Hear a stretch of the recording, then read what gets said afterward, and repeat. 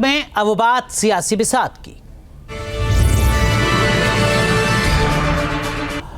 वक्फ कानून के मुद्दे पर पश्चिम बंगाल में लगातार हिंसा हो रही है। पूरे मुद्दे पर सियासी संग्राम थमने का नाम नहीं ले रहा है। इन सब के बीच पीएम मोदी ने कांग्रेस से कुछ तीखे सवाल पूछे हैं। सवाल मुसलमानों से जुड़ा है। मुद्दा यह है कि क्या कांग्रेस और विपक्ष के पास इन सवालों का जवाब है।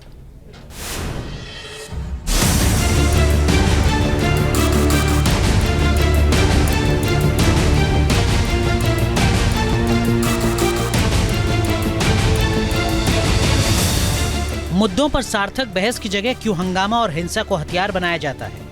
बंगाल में तो वक्फ कानून के नाम पर विरोध किया, दंगे की आग में तब्दील हो गई। केंद्र के कानून का विरोध करना था, लेकिन बंगाल में ये हिंदू विरोध में तब्दील हो गया। कर्फ्यू लगाना पड़ा, केंद्रीय बलों की तैनाती की गई। अभी हालात तनावपूर्ण है। सिचुएशन बहुत ही टेंस है, बहुत ही खराब है।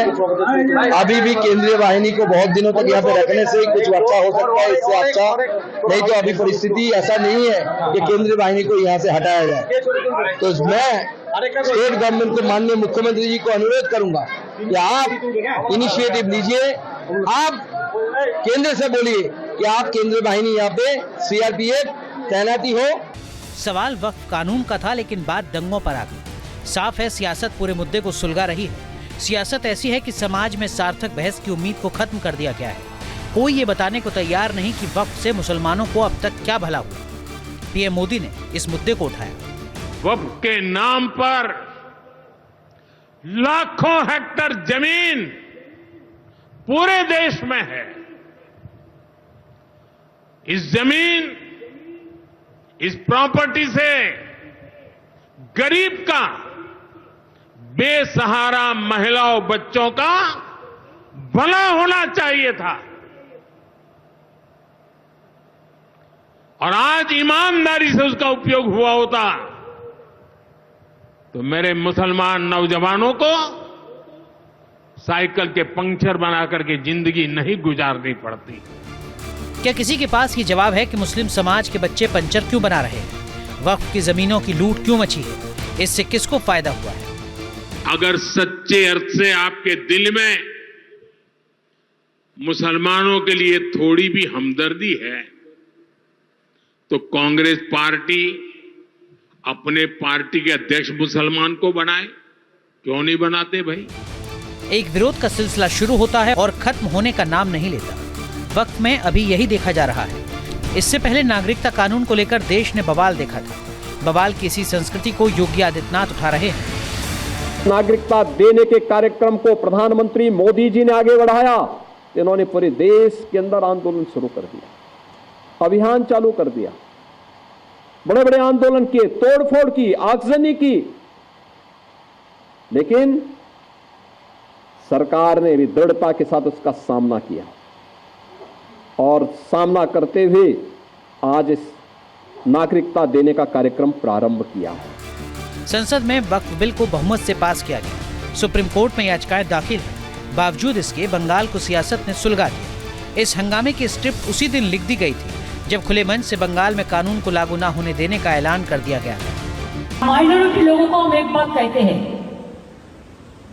देखिए आप लोगों को दिल में दुख हुआ है वहां का प्रॉपर्टी के लेके, आप भरोसा रखिए बंगाल में ऐसा कुछ नहीं होगा जिसमें कोई डिवाइड एंड रूल होगा।